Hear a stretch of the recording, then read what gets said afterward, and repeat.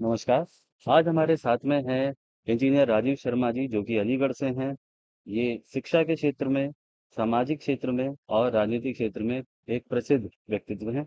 आइए आज इनसे जानते हैं कि क्या ऐसा है जो हम युवाओं को दिशा दे सकता है और आगे बढ़ने में मदद कर सकता है। बहुत-बहुत स्वागत है आपका हमारे साथ में राजीव जी। बहुत सारे ऐसे प्रश्न हैं जो कि युवाओं के दिमाग में चलते रहते हैं। तो काफ़ी सारे सवालों में से हम उन सवालों से शुरू करेंगे जो कि सभी लोगों के दिमाग में, ज़्यादातर लोगों के दिमाग में आता है। आजकल हम जो भी कुछ देखते हैं टीवी पे, इंटरनेट पे, तो ये काफ़ी लोगों को प्रोत्साहित करता है कि एक इमेज बन के आ रही है इंडिया की इस तरीके से कि भारत जल्दी ही विश्व गुरु बनने वाला है। और बहुत से सारे ऐसे बदलाव भी देखने को मिल रहे हैं। जैसा कि ब्रिटेन के जो इस समय के राष्ट्रपति हैं, वो भी भारतीय मूल के हैं। उसके अलावा बहुत सारी बड़ी-बड़ी कंपनियों के जो हम सीईओ को देखते हैं, वो भी सभी भारतीय मूल के हमारे को दिखाई देते हैं। इन सारी चीज़ों से ऐसा दिखाई देता है, ऐसा आभास भी होता है कि बात सही है, जल्दी हम लोग विश्वगुरु बनने वाले हैं। लेकिन अभी भी काफ़ी सारे जो युवा हैं, वो दिशाहीन लगते हैं। वो उनसे अगर बात की जाए तो उनको इस बारे में या तो पता नहीं होता या ना ये नहीं पता होता है कि उन्हें आगे किस रास्ते पे चलना है, कैसे शुरू करना है, कैसे वो इसमें अपना योगदान दे सकते हैं। तो इसमें हम चाहेंगे कि जो आपका एक्सपीरियंस है वो किसी भी तरीके से हमारे काम आ सके। आप बताइए कि आप इसको किस तरीके से देखते हैं? देखिए, भारत की जो भूमिका रही है विश्व में, सदैव अग्रणी भूमिका रही है। कुछ कालखंड को हम छोड़ दें, जिसमें कि भारत पर बाहर के आए हुए आतताइयों के द्वारा हमले हुए। उस कालखंड को छोड़ दें तो उससे पहले भारत आर्थिक रूप से भी बहुत संपन्न देश था और शिक्षा के क्षेत्र में भी भारत ने बहुत सारी खोजें की हुई थीं। बहुत सारे ग्रंथ लिखे हुए थे, जिनके माध्यम से आपने देखा होगा 17वीं और 18वीं सदी में बहुत सारे व्यापक स्तर पर विश्व में तमाम इन्वेंशन हुए। तो ये कहीं न कहीं ये प्रश्न उठता है कि इससे पहले इतने सारे इन्वेंशन क्यों नहीं हुए? भारत एक बहुत ही कहना चाहिए कि बड़ी हेल्दी सांस्कृतिक विरासत भारत की रही है। भारत में बहुत पहले से ही अ, आपने सुना होगा कि भारत में आचार्य चाणक्य थे, रामकृष्ण परमहंस थे और उन उससे भी पहले चले जाएँ तो भगवान कृष्ण के भी संदीपनी जी थे, गुरु थे। भगवान राम के भी गुरु थे। तो एक गुरु शिष्य परंपरा की जो यहाँ एक शैक्षिक वातावरण था, उसमें विद्यार्थी को संपूर्ण विकास होता था। हमारे गुरुजन जो थे वो विद्यार्थी को कैसे आत्मनिर्भर बने, कैसे अपना जो है अपने आप को संपूर्ण रूप से राष्ट्र के लिए एक उपयोगी बना सके, उस तरह की शिक्षा नीति थी। और यही कारण है कि जब स्वामी विवेकानंद जी शिकागो गए, तो उन्हें नहीं मालूम था कि किस विषय पे बोलना है, क्या विषय है, क्योंकि वहाँ तो बड़े अच्छे योग्य और बड़े ही शिक्षित व्यक्ति आए हुए थे। लेकिन जब स्वामी विवेकानंद, जो स्वामी रामकृष्ण परमहंस के शिष्य थे और बड़े साधारण से व्यक्तित्व मालूम पड़ते थे उस समय, जब उन्होंने बोलना शुरू किया, तो उनके प्रथम उद्बोधन के बाद ही काफ़ी लंबे समय तक तालियों की गड़गड़ाहट से वो हॉल गूंजता रहा और फिर काफ़ी लंबे समय उनका लगातार उद्बोधन होते रहे।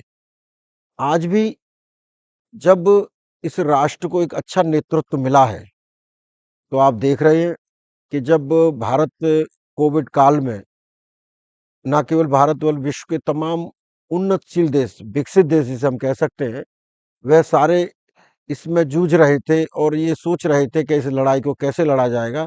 लेकिन उस समय भी भारत ने सबसे पहले वैक्सीन बनाई, सबसे सस्ती वैक्सीन बनाई और ना केवल उसका भारत के लिए उपयोग किया बल्कि विश्व के जो ऐसे गरीब देश थे, जहां वो वैक्सीन नहीं पहुंच सकती थी, वहां भी निःशुल्क वैक्सीन भारत ने पहुंचाई।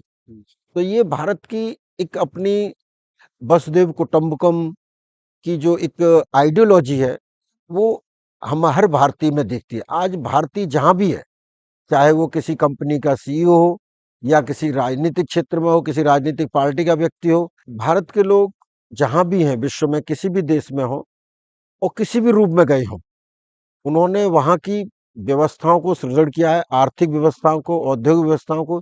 इवन आज हम देख रहे हैं राजनीतिक क्षेत्र में भी भारतीय बहुत आगे हैं। जैसे अभी आपने बोला ब्रिटेन के प्रधानमंत्री ऋषि सुनक, उनकी एक पूरी प्रतिबद्धता है ब्रिटेन को लेकर कि मैं ब्रिटेन को कैसे आर्थिक मंदी से ऊपर लेकर आऊं, कैसे यहाँ के लोगों के जीवन को उच्च स्तर पर पहुंचाऊं। तो ये भारत की एक कह सकते हैं सांस्कृतिक विरासत है जो हम लोगों को मिली है कि हम शांति के साथ रहना चाहते हैं, हम शांति के साथ निर्माण करना चाहते हैं, देश का निर्माण करना चाहते हैं, देशवासियों का निर्माण करना चाहते हैं। इस भारत में रहने वाले सभी लोग सर्वे भवन्तु सुखिनः सर्वे भवन्तु निरामय के भाव को लेके हम चलना चाहते हैं। इसीलिए देश के प्रधानमंत्री जब विश्व में कहीं भी कोई बात होती है, कहीं भी कोई परेशानी होती है, तो सबसे पहले वहाँ भारत खड़ा हुआ मिलता है और निस्वार्थ भाव से केवल सेवा के भाव को लेके भारत जो है आगे बढ़ रहा है। और आज विश्व के तमाम देश भारत पर यकीन कर रहे हैं और एक विश्वसनीय साथी के रूप में विश्व में देख रहे हैं।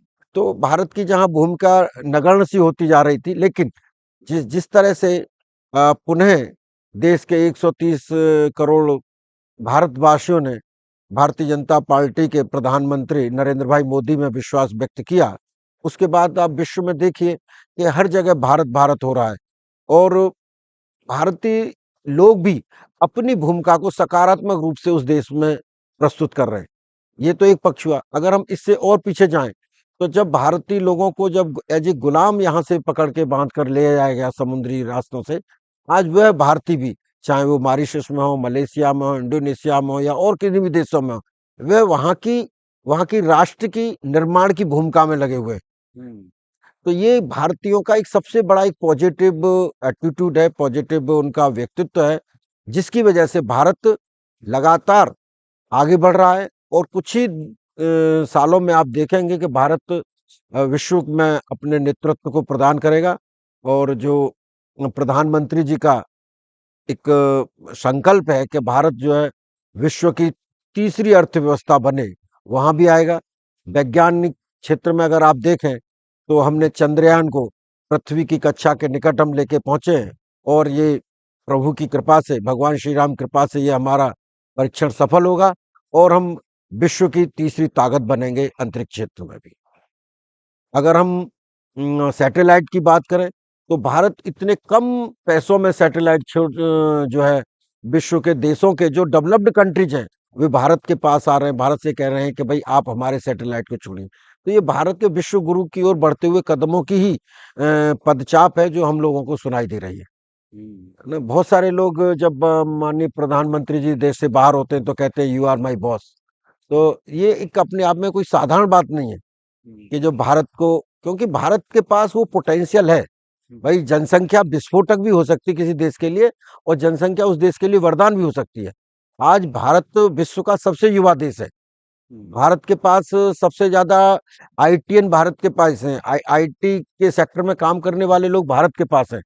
तो ये इस ऊर्जा को आज माननीय प्रधानमंत्री जी के नेतृत्व में हमने विश्व के लिए प्रस्तुत किया है। यही कारण है कि विश्व के तमाम बड़ी बड़ी कंपनियां भारत में आ रही हैं, क्योंकि हम अच्छे युवा उद्यमियों के साथ साथ अच्छे युवा प्रोफेशनल्स भी जो उन कंपनियों को दे रहे हैं। तो ये भारत के एक उज्जवल भविष्य की ओर भारत को ले जाने के लिए युवाओं का एक बहुत सकारात्मक वो जो कहना चाहिए कि उनका अपना दृष्टिकोण है और हम इसमें निश्चय ही सफल होंगे। तो बड़ा पॉजिटिव भी मैं फील कर रहा हूँ इसको सुनने के बाद में। और ये भी जानना चाहता हूँ कि जो युवा हैं इनके लिए आपकी ओर से क्या संदेश रहेगा? देखिए, युवाओं के लिए एक किसी भी शहर या किसी भी देश के विकास के लिए सबसे आवश्यक चीज होती है इंफ्रास्ट्रक्चर। इंफ्रास्ट्रक्चर के साथ साथ एक कानूनी व्यवस्था। आज भारत जो है सबसे ज्यादा सड़क बनाने वाला देश है, फास्टेस्ट रोड डेवलपिंग कंट्री है। जहां तक शासन की व्यवस्था है तो वन डोर सॉल्यूशन की पॉलिसी जो है गवर्नमेंट ने, सरकार ने दी है। इवन पहले युवाओं को बड़ा कितना सुनकर भी और कहने में भी बड़ा दुख होता है कि युवाओं को अपने डॉक्यूमेंट्स को वेरीफाइड कराने के लिए, मतलब वो अपने जो डॉक्यूमेंट्स हैं उनको उसको भी वेरीफाई नहीं कर सकता था, उसके लिए भी किसी दूसरे व्यक्ति की, अधिकारी की मदद ली जाती थी। तो आज वो सेल्फ अटेस्टेड, क्योंकि हम भारत में अपने युवाओं पे विश्वास नहीं करेंगे तो किस पे करेंगे। वो विश्वास का काम मोदी जी ने किया है, और युवाओं के लिए स्टार्टअप की योजना लेके आए। और अभी जो आंकड़े आए हैं उसमें विश्व के अंदर भारत सबसे ज्यादा स्टार्टअप शुरू करने वाला देश है। भारत के युवा उस चीज को अडॉप्ट कर रहे हैं।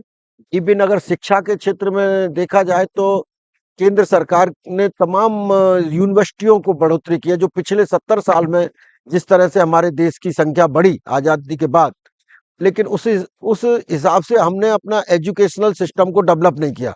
हमने यूनिवर्सिटियां नहीं बनाई, हमने आईआईटीज नहीं बनाई, मेडिकल कॉलेज नहीं बनाए।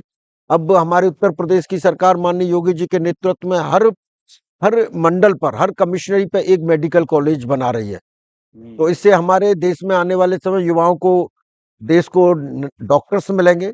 ऐसे आईआईटीज बढ़ाए जा रहे हैं। अभी हर एक मंडल पर एक सैनिक स्कूल खोलने की भी योजना है केंद्र सरकार की। उसके लिए पब्लिक सेक्टर को भी आमंत्रित किया जा रहा है। इसके साथ साथ जैसे अपनी प्रदेश सरकार गरीब लोगों के लिए, क्योंकि पिछली सरकारों ने जाति आधार पर भी इसको देखा, लेकिन इस सरकार ने अभ्युदय योजना चलाई, जिसमें कि गरीब बच्चों को, जो हमारे सीनियर अधिकारी हैं, जो जिन्होंने सिविल सर्विस वगैरह को पास आउट किया है, वह उन्हें उनको बता रहे हैं कि किस तरह से आपको कंपटीशन की तैयारी करनी है। और निशुल्क रूप से सरकार की तरफ से coaching centres provide, coaching centre जो अच्छी शिक्षा दे रहे हैं। तो ये सब चीजें जो है बच्चों के लिए, युवाओं के लिए, और आने वाली जो हमारी पीढ़ी है उसके लिए सरकारें प्रोवाइड कर रही हैं। एजुकेशन सिस्टम देना, और इसके साथ साथ एक अच्छी सुशासन व्यवस्था देना, भ्रष्टाचार मुक्त, भय मुक्त, स्वच्छ वातावरण देना, ये सरकार की प्राथमिकता है और उस काम को सरकार कर रही है।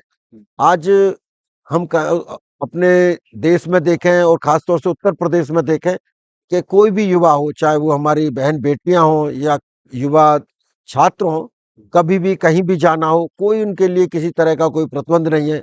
पहले बच्चा घर से बाहर निकलता था तो माँ बाप को चिंता रहती थी कि बच्चा कहाँ है, आया कि नहीं आया, स्कूल कितने बजे खत्म हो गया, कहाँ रह गया, कहाँ नहीं रह गया। लेकिन आज सब लोग निश्चिंत हैं। उन्हें मालूम है कि मोदी योगी जी के राज में हमारा बच्चा सुरक्षित है, हमारी बेटी सुरक्षित है, कहीं किसी तरह का कोई तनाव नहीं है।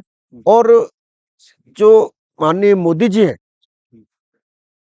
उन्हें तो, और हमारे योगी जी को अपने जो आने वाली पीढ़ी है उसकी इतनी चिंता है कि वो कैसे स्वस्थ रहे, उसे कैसे पौष्टिक आहार मिले।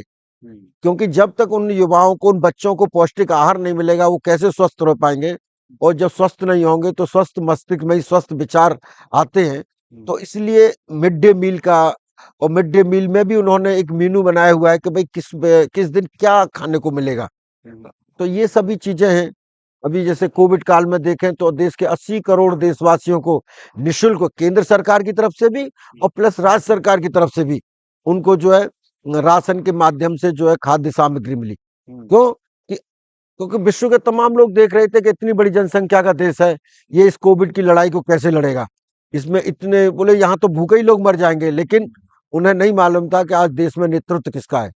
मोदी जी के नेतृत्व में सभी लोगों को खाने के लिए भी मिला, शिक्षा का भी, ऑनलाइन शिक्षा इतने बड़े देश में जहां संभव नहीं था कि लोग जो है इतना ज्यादा इसका मोबाइल का यूज करते होंगे, लेकिन हमने जो है उस शिक्षा व्यवस्था को भी बदस्तूर उस परिस्थिति में जारी रखा।